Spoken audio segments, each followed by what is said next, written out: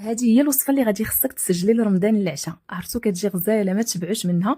راه كنا كنعرفوا هذا الورق ديال السلق او كنسميوه حنايا في المغرب السلك. كنديروه يا اما هكا مع الخبيزه ولا كنديروه بوحدو مشحر نيت بحال شكل بقوله.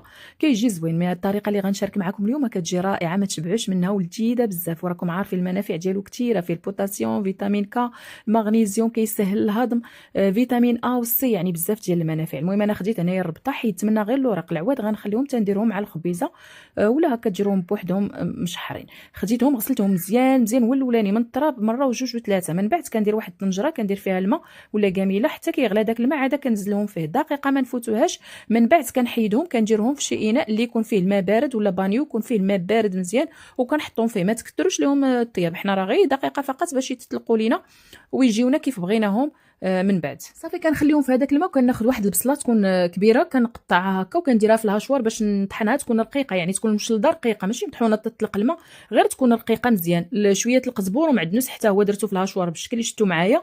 من بعد كناخذ واحد الاناء ولا واحد لوبول كندير فيه الكفته.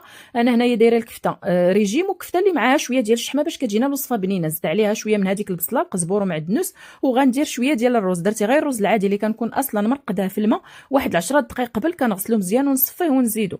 كندير شويه ديال الملحه، شويه الكمون، شويه ديال التحميره، قزبور يابس، وشويه ديال السودانيه، والتوابل ديال الكفته او العطريه الكفته الا بغيتو نشاركها معكم خليوها ليا في التعليق.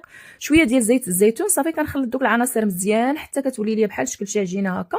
عاد ديك الساعات كنبدا كناخذ هاد الوريقات هادو كنحيدهم من الماء، اصلا كنكون صفيتهم قبل وكنخليهم هكا فوق الشبيكه باش كيتسقطروا ما يبقاش فيهم حس الماء نهائيا. وكنبدا كنعمرهم على هاد الشكل. كناخذ الورقه هكا كنحيد لها شويه داك الراس داك العود اللي تيكون هكا قاصح من الفوق، وكنبدا كنشكلهم هكا بحال هذاك الشكل ديال محشي الكرومب. انا درتو هنايا محشي بالسلك، يعني باوراق السلق اللي كيجيو رائعين، يعني بطريقه مغربيه. الكفته تبلتها او درت لها العطريه ديال طريقتنا حنايا في المغرب اللي جات رائعه. عرفت واحد البنه في هذه الوصفه ما تصوروش معايا. الوليدات ما تياكلوش ليا انايا السلك بهذه الطريقه كلاو وعجباتهم بزاف الوصفه.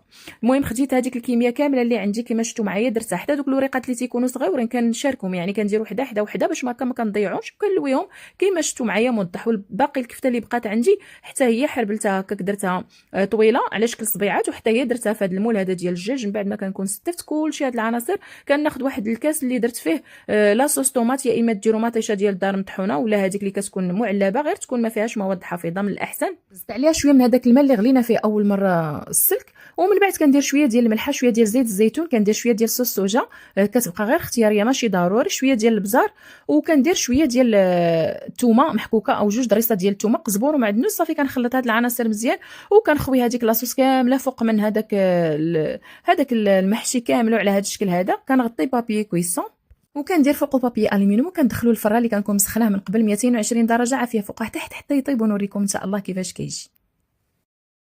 شوفوا لي تبارك الله الوصفه ديالنا بعد ما خرجت من الفران. عرفتوا ما شاء الله واحد البنه واحد المذاق رائع ولذيذ بزاف ما تشبعوش منها. عرفتوا تاكلوا الطاوه كامله ما تحسوش بها. تالمون كتجي بنينه ولذيذه بزاف. والمهم في هذه الوصفه هذه هو انها صحيه، يعني كتاكلوا واحد الحاجه اللي بنينه وصحيه في نفس الوقت. ضروري خاصكم تجربوها وردوا عليا الخبر، راه غادي تعجبكم بزاف. راه كتجي فنه وزوينه، يا اما كترافقوها هكا بشي حاجه اخرى ولا تاكلوها غير هي. سجلوها عندكم حتى لرمضان راه تنفعكم. هكا كيحير بنادم شنو يدير العشاء في رمضان وما تيقدش بنادم على كثره الماكله، يعني كيبغي شي حاجه اللي تكون خفيفه وبنينه في نفس الوقت. داكشي اش قلت لكم خليوها عندكم راه غادي تنفعكم. والناس اللي ما كيعرفوش شنو يديروا هكا بالورقه ديال السلك ولا السلق، راه هاد الوصفه هذه غادي تعجبهم بزاف وغادي يديروا واحد الحاجه اللي مختلفه وزوينه في نفس الوقت. هانتوما شوفوا تبارك الله حتى ديك الكفيته كتجي بحال الزبده، كتجي فتيه وطريه بزاف بزاف. اما هذه اللي دايرين بها اللي دايرينها في المغل مدورينها في هذاك السلك، عرفت واحد جات فيها واحد البنه ثاني سبيسيال صراحه تستاهل انكم تجربوها. المهم انا رافقتها هنايا حتى بشويه ديال العدس هكا، يعني كانت الوصفه صحيه 100%. كاع الفيتامينات اليوم خديناهم.